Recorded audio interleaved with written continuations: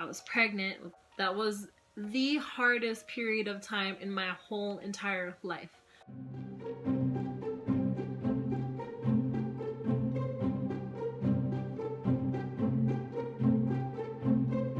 Wow, this one's a difficult subject to talk about. Okay. Well, given the amazing feedback I've gotten from this channel, so thank you guys, and thank you in advance if you're just starting out watching now. But other than my rants and, you know, the inspirational videos I would like to try and make, or the advice giving videos, whatever you'd like to call them, I've had a couple people ask me about my own origin story, something to relate to, so here it goes. It's funny, the reason I make all these videos and this channel is because of my origin story. I became pregnant with my first child at 17 before the bad comments and the bad rep starts. Yes, I knew what I was doing. Yes, I did talk to their father about this. We had made mutual decisions before it happened, and we're still standing today. Let me continue. To get this story, you have to get my whole backstory of how I grew up. I am adopted, and that's a story for another time. My parents, I think, were in their 50s? No, late 40s, early 50s when they adopted me. Yeah, something like that. I don't know, I can't math right now. My mom did pass away when I was 18. My parents were in their 60s when she passed away. No, my mother was in her 60s, my dad was in his late 50s. There you go. They had me because my mom had been married before, and so has my father. When they married each other in their late age, they still wanted to have a child with each other, but obviously you can't conceive that old without having complications or something going wrong. I do have two older sisters. Right now I think they're in their late 30s, early 40s, so you can see the whole age gap difference. I grew up like an only child basically.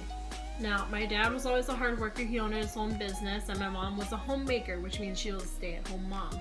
So I grew up like an only child, and my mom was everything I knew. So at 17, when I became pregnant and they found out, they had disowned me for, well, both my parents disowned me.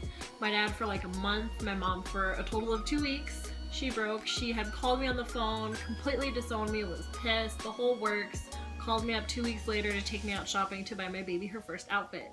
Now, my mother hated the doctor. She never went to the doctor. So by the time I was 17, she had lost a kneecap from a water skiing accident in Hawaii. Since then, she had a hard time walking. She had fallen a few times and messed up her arm, messed up her leg. So at that point, she couldn't really walk anymore. She was in one of those little, not go-karts, what are they called? Those little mobile chairs? Not the hover around, but like the little scooter ones. I don't even know how to explain it. She did have a lot of health complications and had blood clots before. Went into the hospital again because I guess she had severe diabetes. Like the numbers were through the roof. I want to say I was about 3 or 4 months. I know I was in the first trimester, transitioning over to the second, but I lost her. She had spent a whole month in the hospital. Nobody could figure out what was wrong with her. I don't trust Vegas doctors. If you live here, you already know. A lot of us, we do not trust Las Vegas doctors. After a month of her spending time in the hospital, me being pregnant, trying to figure out my life, I had lost her. So imagine that period of time for me. I lost the only person I was completely close to because my dad was always working all the time. And he's a military man, veteran. So it's not so much that he has PTSD, but he has such a personality where he's blunt to the point. I'm a woman, so I share my feelings, and it just doesn't come out like that with him, and that's okay. Our relationship is perfect, but that's what you need your mother for. And I didn't have that anymore. So I lost that. Hadn't graduated high school yet, but I hadn't even entered college yet, any applications, anything. I was pregnant with my first child. I was completely devastated. I had people tell me, you can't be depressed, you can't grieve this way because you'll lose the baby, and then you'll be grieving 2 people, and then what are you gonna do?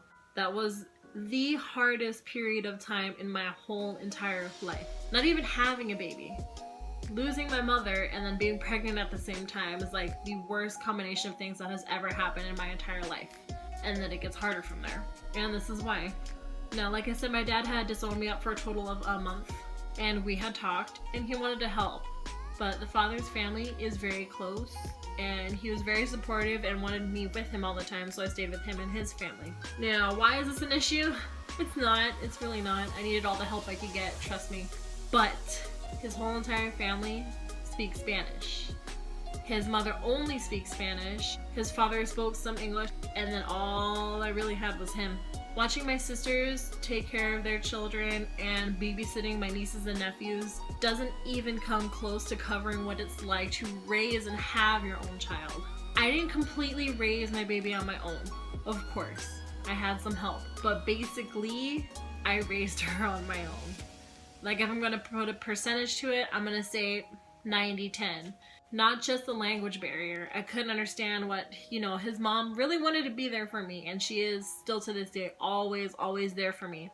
And nowadays I know how to speak Spanish. Not fluently, but I can definitely understand a lot of things now.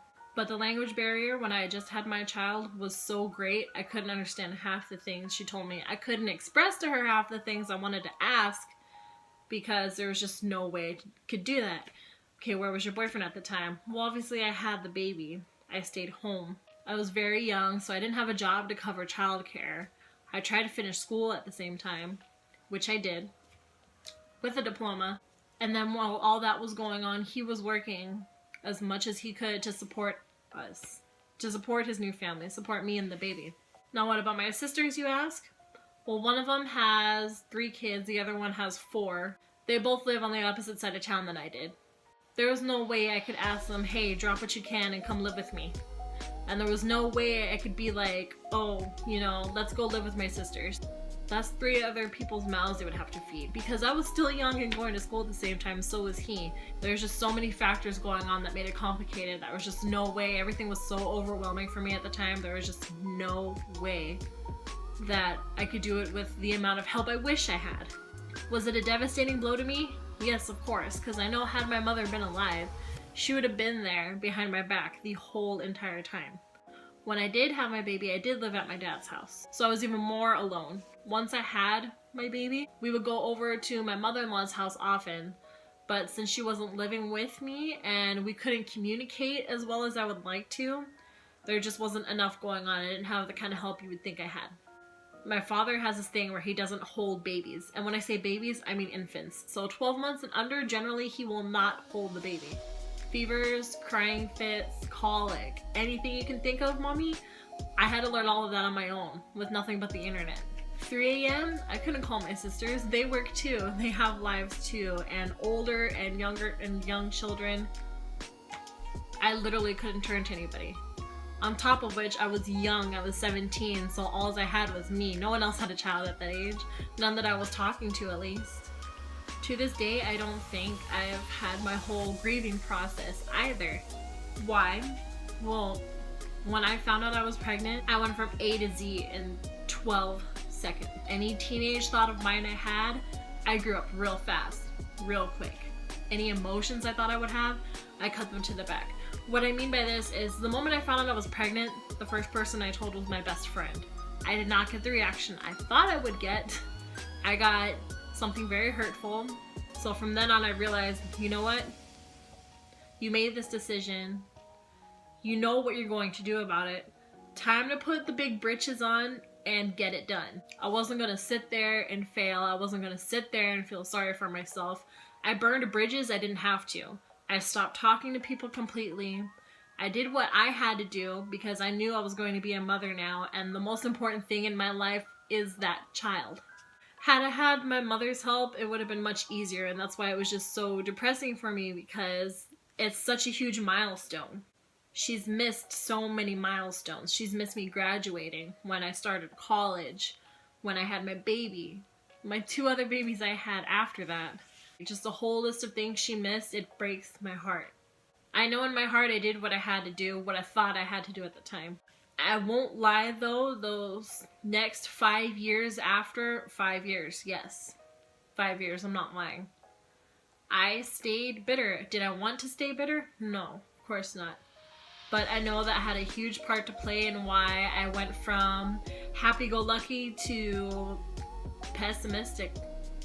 It's not a happy feeling at all. I've been working on it since then. To this day, I'm still working on it. And I'm a lot more happy. It's hard not to be because the reason I got through the whole thing was my kids my daughter, like, you know what, I can't be in this state of mind. I can't be this depressed. I can't give up because I have a young child who depends on me, because that's what a child is when you have one, mommy, is someone who depends on you to guide them through life. And that's a scary thought. I know it scares everybody. It scared me, but that's what pioneered me through everything, was the thought that someone's life depends on mine, therefore I cannot throw mine to the wayside. And now bringing it back to my origin story, that's basically what's inspired me to make videos like this, because back then, those whole entire 3 years of just non-stop crushed feelings, difficultness, hopelessness, I know I was not the only one. I know I can't be the only one. There's people that have it easy. There's people that have had their kids at an older age and it's still a lot more easier than when I had mine. But I know there is definitely people out there, doesn't matter what age you are, that are experiencing difficult times like this. You're pregnant, I'm scared, what do I do? Has this happened to this person? I need to know more. That was me when I was younger, and like I said, I know I cannot be the only one. So that is my inspiration and passion for making this channel. And as a mother and a person, I'm never good enough for myself. And I know that's a terrible thought. I am happy with my life, don't get me wrong, but I'm that person that perseveres and has so many ambitions that I'm like, I can do better than this. I can do better than this. I can do better than this. I constantly tell myself that no matter what it is, even though I've done amazingly, the next thing I always tell myself is I can do better than this. Now, I know this is basically a part 2 to my intro video because I did explain why I wanted to make those videos there, but I know a lot of you really wanted a backstory, and that's my backstory. If you haven't already, please consider subscribing and please press that like button down below.